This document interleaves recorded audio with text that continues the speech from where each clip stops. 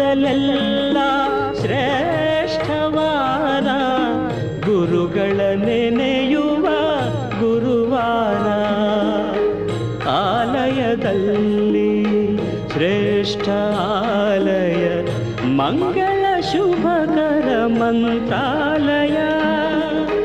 ವನಗಳಲ್ಲೆಲ್ಲ ಶ್ರೇಷ್ಠವನವು ಗುರುಗಳು ನೆಲೆಸಿಹ ಬೃಂದಾವನ. ತಾರೆಯಲ್ಲೆಲ್ಲ ಶ್ರೇಷ್ಠ ತಾರೆ ಬಾನನು ಬೆಳಗುವ ಭಾಸ್ಕರ. ವಾರದಲ್ಲೆಲ್ಲ